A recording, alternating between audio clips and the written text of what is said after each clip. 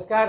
आज आपण विश्वमत न्यूज या चॅनलवरती आजच्या मुलाखतीमध्ये सन्माननीय विश्वनाथ अण्णा तोडकर यांची मुलाखत घेणार आहोत. तर ते आपल्यासोबत आहेत. नमस्कार अण्णा. नमस्कार. नमस्कार. तर आपण पर्याय संस्थेत आणि इतर अनेक संस्थेमध्ये काम करता.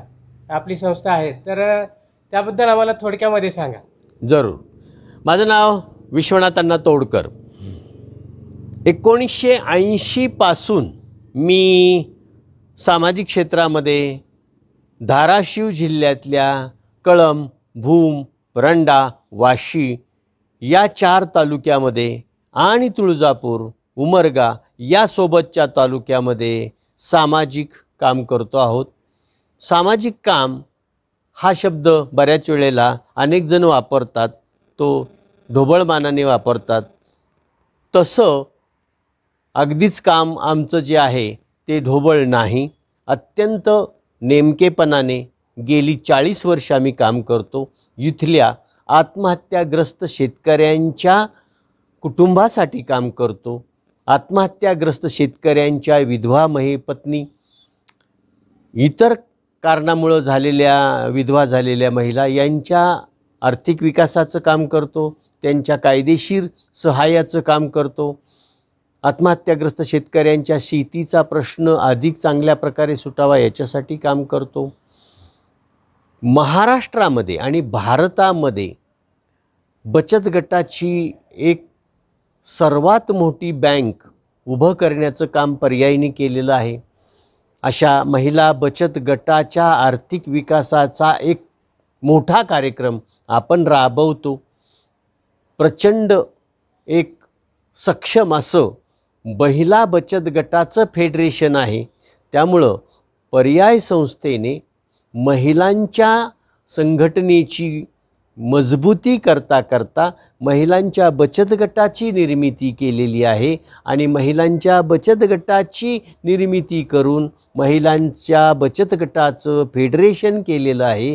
त्या फेडरेशनचं नाव आहे Savitribai Phule mutual benefit trust. Savitri मातेच्या नावाने हे महिला बचत गटाचं फेडरेशन आहे आणि महिला बचत गटाच्या फेडरेशनची एक आपण कंपनी केलेली आहे, म्हणजे बचत गटाची कंपनी केलेली आहे. त्यामुळं पर्याय संस्था, Savitribai Phule mutual benefit trust आणि बचत गटाची कंपनी अशा 3 लेवलला आपलं काम चालतं. साधारणपणे आपण धाराशिव जिल्ह्यातल्या 300 गावात म्हणजे जवळजवळ निम्मी संख्या 50% गावामध्ये, या जिल्ह्याच्या 50% गावामध्ये आपण काम करतो आहोत. आता आपली 61वी साजरी होते आहे. हो. आणि त्याबद्दल की आपण आपल्या लहानपणाविषयी एक थोडक्यात सांगावं. बरोबर आहे. म्हणजे मी या धाराशिव जिल्ह्याचा माझं गाव, जन्मस्थळ म्हणजे जन्म ठिकाण हे माझं धाराशिव जिल्ह्यातलं, आता ते गाव वाशी तालुक्यात आहे. गोजवाडा गावचं माझं हे जन्म ठिकाण आहे. 72च्या दुष्काळामध्ये बापानी गाव सोडलं. आम्ही 72च्या दुष्काळामध्ये पुण्याला गेलो. त्यामुळं स्थलांतरित झालं. लहानपणापासून बालमजूर म्हणून काम केलं. त्या सगळ्या याच्यातून कठीण परिस्थितीमधून, अत्यंत कठीण परिस्थितीमधून शिक्षण घेतलं. शिक्षण पूर्ण झालं. कॉलेजला जेव्हा मी पुण्यात होतो तेव्हा छात्रभारतीचं काम, राष्ट्रसेवा दलाचं काम करू लागलो. त्यातूनच आम्ही एक जाणीव संघटनेची मोठी एक संघटना निर्माण केली. त्याच्यातून समाजाच्या विविध प्रश्नावरती आम्ही पथनाट्य करत होतो. त्याची गोडी लागली आणि मग त्याच्यातून जाणीव संघटनेचा पूर्णवेळ कार्यकर्ता म्हणून सामाजिक काम करण्यासाठी मराठवाड्यामध्ये 1986ला आलो. ते कळंबलाच आलो. ठरवून आलो की आपलं जन्म ठिकाण आणि जन्म जिल्हा जो आहे त्याच जिल्ह्यामध्ये काम करायचं. 86ला इथे आलो आणि रोजगार हमीची कामं मजुरांना मिळाली पाहिजेत म्हणून आपले जे ज्ञानदेव मोहेकर कॉलेजचे अनेक विद्यार्थ्यांना बरोबर घेऊन मोठं काम केलं. 93च्या भूकंपामध्ये काम केलं. तो हा सामाजिक कार्याचा प्रवास हा सुरू आहे. महाराष्ट्रामध्ये जवळजवळ 500-550 कार्यकर्त्यांची मोठी टीम सध्या आपल्या बरोबर आहे. बरं, या सामाजिक कार्यामध्ये नेमकं आपण कशा पद्धतीने वळालात त्याबद्दल एक थोडं. सामाजिक कामाच्या मध्ये आत्ता संपूर्ण महाराष्ट्रातली एक मोठी टीम, अनेक सामाजिक संघटना आणि संस्थांचा मार्गदर्शक म्हणून पण माझ्याकडे बघितलं जातं. आणि म्हणून महाराष्ट्र लोकविकास मंच स्वयंसेवी संस्थांची एक मोठी संघटना आत्ता आपण निर्माण केलेली आहे. या व्यासपीठामध्ये, या मंचामध्ये म्हणजे महाराष्ट्र लोकविकास मंचच्या व्यासपीठावरती जवळजवळ महाराष्ट्रातल्या 300 संस्था आहेत. आणि ज्या संस्था महिला, मुलं, दलित, भूमिहीन, कष्टकरी, आदिवासी, पारधी, भटके, विमुक्त अशा सगळ्या घटकांबरोबर काम करतात, असा सगळा कार्यकर्त्यांचा एक मोठा संच आपल्यासोबत आहे. आणि एक मोठं एक व्यासपीठ आता आपण महाराष्ट्रभर चालवत आहोत. बरं, ही सामाजिक कार्य करत असताना आपला एक आनंदाचा एखादा क्षण किंवा एखादा उदाहरण काही सांगता येईल का? असे असंख्य आहेत. याचं कारण असं की मी जेव्हा इथे मराठवाड्यामध्ये पहिल्यांदा आलो त्यावेळेस कळमचं जुनं स्टँड होतं आणि या जुन्या स्टँडवरती बरीच जुनी पत्रकार मित्र भेटायची. मला आजही आठवतं की पत्रकारांच्या आत्ताच्या ज्या टीममध्ये ज्येष्ठ मार्गदर्शक म्हणून जी बरीच टीम आहे, ज्याच्यामध्ये सतीश बाप्पा आहे, अशोक शिंदे आहेत, मित्रजीव रणदिवे होते, त्यावेळेस धोंडगेडे बाप्पा होते, त्यावेळेस त्यांच्याबरोबर गप्पा मारताना छान वाटायचं. आणि दुसरा भाग असा की त्यांनी त्यावेळेस खूप मोठं काम केलं. आनंदाचा भाग असा की मला ज्यावेळेस मी इथे काम करायचो त्यावेळेस मला अजिबात खर्च यायचा नाही.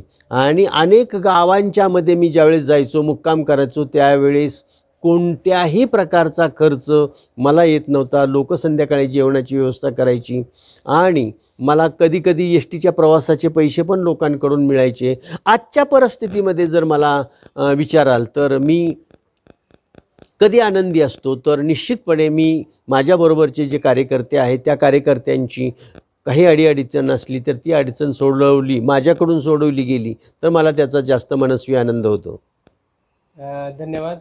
यानंतर पुढचा असा प्रश्न आहे की आता सामाजिक कार्य करायचं म्हणलं की आर्थिक अडचणी येतातच. बरोबर. तर त्या आर्थिक अडचणी आपण म्हणजे कशा पद्धतीने सोडवता एक थोडक्यामध्ये? अगदी चांगला प्रश्न आहे. बऱ्याच वेळेला असं होतं की सामाजिक काम करताना येणाऱ्या कार्यकर्त्यांच्या ज्या अडचणी आहेत त्या अडचणी सोडवण्याच्यासाठी बऱ्याच वेळेला हा मुद्दा समोर येतो. माझा 40 वर्षाचा अनुभव असा सांगतो की जेव्हा तुम्ही चांगलं काम करता तर त्या चांगल्या कामाला समाज मदत करतो. त्यामुळं मी पर्यायची निर्मिती 1994ला केली. काम चांगलं होतं त्यामुळं समाजातल्या अनेक घटकांनी संस्थेला मदत केली. त्याच्यात CSR लोकांनी मदत केली. काही चांगल्या देणगी देणाऱ्या संस्थांनी मदत केली. त्याच्यामुळं संस्थेचं काम चांगलं चालू राहिलं. आजही जे एकल महिलांच्यासाठी इथे दरवर्षी आपण एकल महिलांच्या 500 महिलांना बियाणं खतं वाटप करतो, तो सगळा खर्च फिनोलेक्स करतो. अशा अनेक गोष्टी आहेत की ज्याच्यामध्ये आपोआप मदत मिळत राहते, मदत मिळत गेली, त्याच्यामुळं काम वाढत गेलं. आपण त्यातली पारदर्शकता ठेवली आणि त्या पारदर्शकतेमधून संस्थेला आत्तापर्यंत कधीही निधीची कमतरता आली नाही. अर्थात आणखीन एक गोष्ट महत्त्वाची आहे. माझ्या लहानपणी मी जेव्हा इथून स्थलांतरित होऊन तिकडे गेलो तेव्हा मी बालमजूर काम करताना वेगवेगळे उद्योग व्यवसाय करायचो पुण्यामध्ये. तर ती एक उद्योजकता माझ्यामध्ये आहे आणि म्हणून मी आज सामाजिक काम करता करता काही उद्योग व्यवसाय करतो. त्या उद्योग व्यवसायामधून जी काही थोडीशी आर्थिक प्राप्ती होते त्या आर्थिक प्राप्तीमधून सुद्धा संस्थेतल्या काही जणांना मदत करतो, संस्थेतल्या कार्यकर्त्यांना मदत करतो आणि शिवाय संस्थेचं काम चालतं.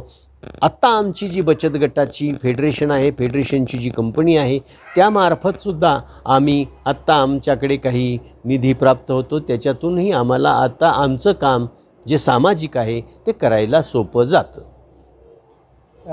तर आपल्यासोबत होते सन्माननीय श्री विश्वनाथ अण्णा तोडकर सर.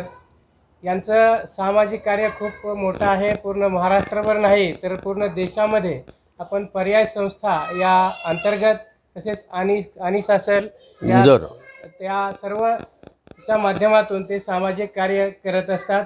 तर धन्यवाद सर, आपण आमच्यासाठी वेळ दिलात. नमस्कार, त्याबद्दल धन्यवाद. विश्वमतच्या वतीनं आपणास पुढील कार्यासाठी देखील शुभेच्छा. आपण वेळ दिला त्याबद्दल धन्यवाद. मनपूर्वक धन्यवाद.